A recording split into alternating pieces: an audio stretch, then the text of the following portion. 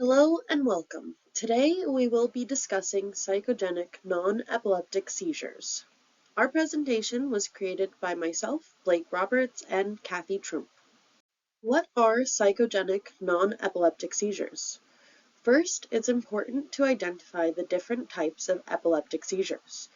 When someone is experiencing an epileptic seizure, if you were to look at a scan of their brain, it would look like a brainstorm is going on in their head, with neurons firing uncontrollably. This can cause people to lose consciousness or have muscle spasms. Some of the most common types of epileptic seizures are absence or petit mal seizures. Symptoms look like blanking out or staring into space. Eyelids may flutter, affecting a person's awareness of what is going on at that time with immediate recovery. Atypical absent seizures, blinking eyes, blank staring, chewing movements or lip smacking, hand rubbing or small movements. Myoclonic seizures may occur in clusters and may be more pronounced upon waking. Shocks and jerk-like movements last 1 or 2 seconds. Generalized tonic-clonic or grand mal seizures, formerly known as grand mal seizures. This is the type of seizure that most people identify with. Muscles extend and become rigid, the person loses awareness, and then jerk rhythmically on both sides of the body. Clonic seizures, rhythmic jerking movements lasting a few seconds to a minute. The movements can't be stopped by repositioning or restraining the body. Focal impaired awareness or complex partial seizures. They used to be called complex partial seizures. Blank stare at the person, loses awareness, picking at the air or clothes, removing clothing, repeating words, and they may not have memory of the seizure. And lastly, infantile spasms or epileptic spasms can occur within the first year of life, usually by 4 to 8 months, and they appear as a sudden stiffening of the body and brief bending forward or backward of the arms and legs with the head drooping. Occurs in clusters when waking and falling asleep. Contact your doctor right away if you think your child is having infantile spasms.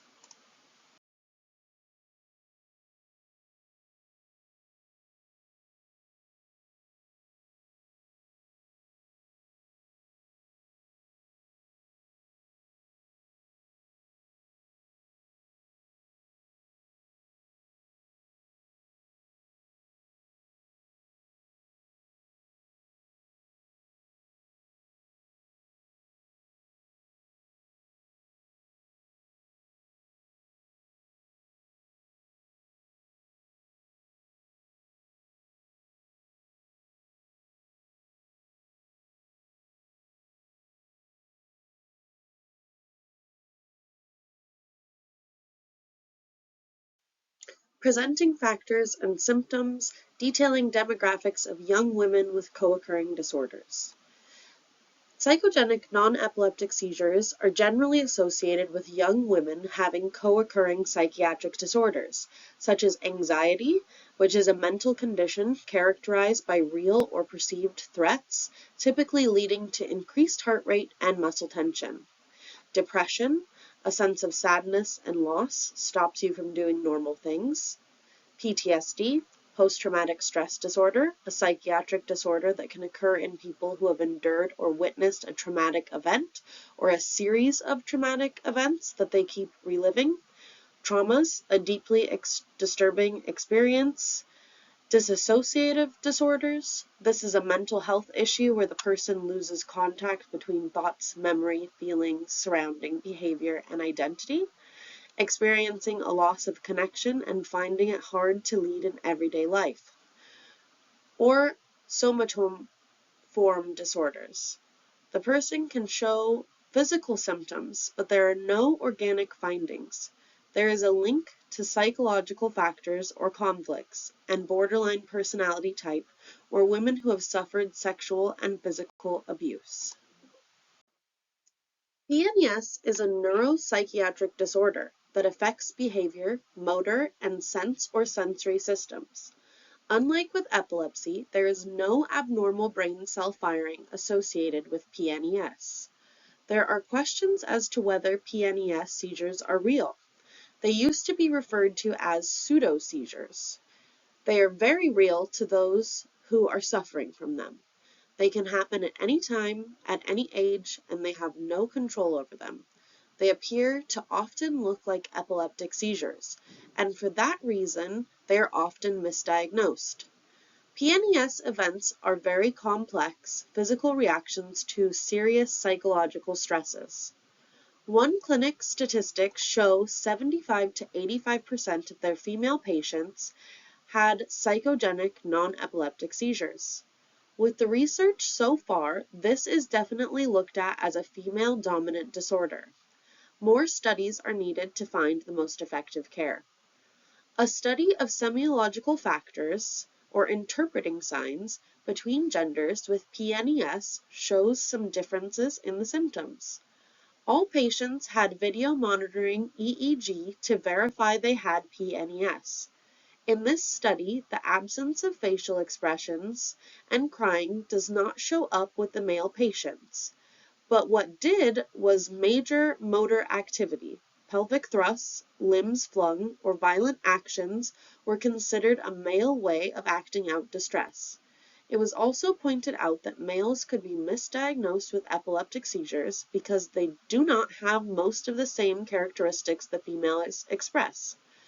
Tears after seizures is one because weeping is generally unacceptable for the male population. Also, when it comes to diagnosing, the fact that it has been labeled a young woman's disease, doctors may not even consider it because of the feminine characteristics associated with PNES. Diagnosing PNES. Diagnosing PNES can be very difficult due to there being so much controversy in the field of what constitutes a non-epileptic seizure, as well as the fact that there are so many different types of epileptic seizures. In recent years, PNES has become more common with 30% of all seizure patients at Henry Ford Hospital Epileptic Center being diagnosed with this condition. This has helped to get patients with PNES a quicker diagnosis than in previous years. The most important tool in diagnosing PNES is video monitoring EEG to confirm that the seizures the patient is having at home are different from seizures experienced by patients with epilepsy. Differentiating between epilepsy and PNES. There are lots of differences between epileptic seizures and psychogenic non-epileptic seizures. To start with, epileptic seizures are caused by excess electricity in the brain, and PNES are not. Another telltale sign can be found in the bodily movements of someone with PNES versus someone with epilepsy, due to the seizures being quite different. PNES can be asynchronous, which means the convulsions can be happening on different sides of the body and affecting different limbs, like an arm on one side of the body will shake, then the legs will shake, and then the convulsions might change limbs. This is also including pelvic thrusting or back arching. With PNES, seizures start gradually and then stop and go, and are typically charged with emotions. The patient can be crying during the episode. Whereas epileptic seizures, the patient shows symptoms cycling through a variety of phases, starting with open eye movement, back arching, then gradually tensing up all over, then into tonic or clonic phases of shaking or jerking, and then completely tense until it's over. Epileptic seizures are typically shorter, lasting 2 minutes or less, whereas psychogenic non-epileptic seizures can last 5 to 10 minutes, with some lasting as long as 30 minutes. Epileptic seizures can occur out of sleep, where psychogenic non-epileptic seizures do not occur out of sleep. Incontinence is common in epilepsy and uncommon with PNES. With epileptic seizures, tongue biting on the sides of the tongue is common, and it is uncommon in PNES, or if it does happen, it is the tip of the tongue. Injuries are common with epilepsy and rare with PNES. Epileptic seizures rarely happen with a doctor present in the office, but are more common to manifest in a doctor's office with PNES. Typically, doctors will hook patients up who are in the process of a diagnosis to an EEG, and the patients with PNES are much more likely to have an episode than those with epilepsy. Another helpful tool in aiding in diagnosis comes from living in the modern age, where everyone has a camera in their pocket. Doctors are now asking family and friends to try and take a video of the seizure for the doctor to analyze later. There are typically no pain conditions associated with epileptic seizures, but with PNES it is typical to have a pain condition like fibromyalgia or a somatic disorder. With epilepsy, co-occurring psychiatric disorders can happen but are less likely to be present than with PNES, where there is always another co-occurring disorder. Lastly, epileptic seizures respond to anti-seizure medication, where non-epileptic seizures do not respond to anti-seizure medications. Doctors use a combination of multiple differences in symptoms, like the ones we just discussed, to help make the diagnosis. Without getting a detailed medical history and screening for those aforementioned medical issues or co-occurring disorders and differences in seizures, there is no 100% way to say a patient has non-epileptic seizures based off of only one characteristic of symptoms. In order to gain a 100% positive diagnosis of PNES, the patient will enter inpatient treatment, and medical professionals will taper them off of any anti-seizure medications they are on, and then over the course of the stay in the treatment facility, they hope the patient will have a seizure that they can monitor and capture on video EEG and monitoring devices. Case study. A close family member of mine started having seizures around 2010 when she was about 16 years old, and she sought out treatment from multiple doctors, neurologists, and specialists, and she was misdiagnosed with epilepsy. Upon being prescribed anti-seizure medication, her seizures continued to persist. So she continued to get MRIs and brain scans, and doctors could not tell us what was happening to her. Multiple times I sat with her as she was convulsing and helped her to keep her from hurting herself or hitting her head on the ground or objects nearby. Something we thought was unrelated was that she also struggled with severe anxiety and depression, which were made worse by these mystery seizures she was having. She ended up having seizures for about 4 more years before seeing a specialist who looked at her as a whole person, bio, psycho, spiritual, social, and asked for an EEG, and this was able to make the diagnosis of PNES. He connected her to a nutritionist who put her on a special diet, as well as referring her to a psychiatrist and a therapist who started treating her for her anxiety and depression, and ultimately her seizures stopped relatively quickly after the diagnosis and the proper treatment. Now looking back, there were so many signs. If only doctors would have told us to film her seizures, we could have known based on the fact that they last so much longer than epileptic seizures.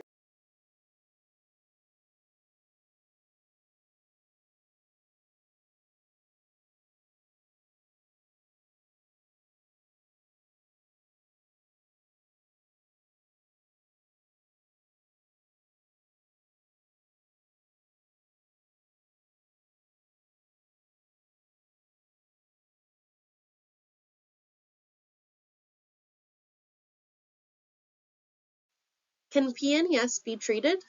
Yes, PNES can be treated by treating all the symptoms. It is important to note that stress is not the sole cause. The best form of treatment comes from continuing to see a neurologist as well as a psychiatrist who can slowly taper the patient off of anti-epilepsy medication, and a psychologist who can administer some form of psychotherapy. It will take a team to treat PNES. The first type of treatment is some form of psychotherapy. Cognitive behavioral therapy has been shown to help patients' symptoms improve by giving the patient a tool to channel out conflicts in a healthy way before the body processes the conflict and manifests seizures. Cognitive behavioral therapy is a form of psychological treatment that has been demonstrated to be effective for a range of problems, including depression, anxiety, alcohol and drug use problems, marital problems, eating disorders, and severe mental illness. Numerous research studies suggest that CBT leads into significant improvement in functioning and the quality of life. In many studies, CBT has been demonstrated to be effective or more effective than other forms of psychological therapy or psychiatric medications. Although CBT is not the only form of therapy that will work in treating PNES, another psychotherapy that has been effective in the treatment of PNES is neurobehavioral therapy, or NBT, which consists of 12 one-hour sessions per week where the patient works with a therapist and a workbook called Taking Control of Your Seizures. The patient fills out the workbook with their therapist in order to identify their current maladaptive coping skills and learn how to change those into healthy coping skills, which improves their functioning and reduces some of their comorbidities like depression, anxiety, and reduces their seizures. Ensuring medical professionals do not focus only on the seizures is key. Underlying conditions always need to be treated in conjunction with PNES. While psychotherapy can help, in some cases, medication is needed or can be helpful. Some patients will need medications such as the family of SSRIs or SNRIs, which both help anxiety and depression. Studies have shown that CBT in combination with SSRIs have much higher results of treating and controlling PNES. Alternative medicine and approaches are diet, such as the ketogenic diet.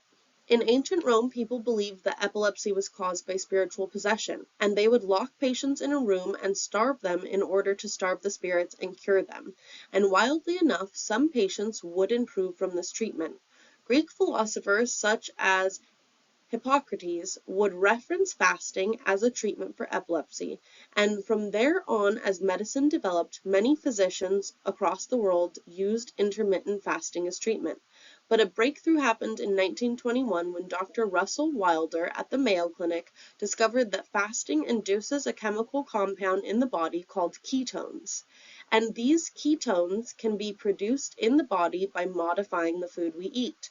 By decreasing the carbs and increasing the fat we intake, this diet produces ketones. Fasting as a treatment for epilepsy is inefficient and hard to follow, but now with the emergence of the keto diet, physicians could now replicate the results of fasting with this specific diet. In 1938, anti-seizure medication was invented and became the main mode of treatment for epilepsy, and the keto diet was slowly forgotten, until the mid-90s when it had a reemergence at Johns Hopkins Medical Center and started being used again for treatment of epilepsy and its ability to stop seizures. This diet helps to decrease inflammation, can cause weight loss, improve cognitive functioning, and can even help with cancer. However, it is very difficult to follow and difficult to maintain. You must weigh all food that is ingested, strict ratios between carbs and protein and fat, increase fat and decrease carbs.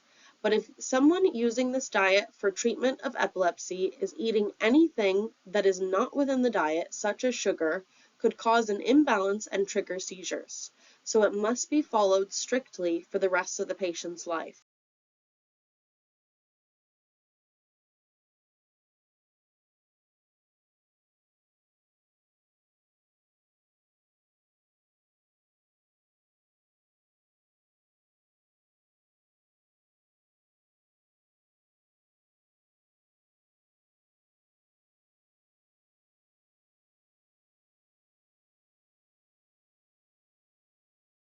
Thank you very much for taking the time to listen to our presentation on psychogenic non-epileptic seizures.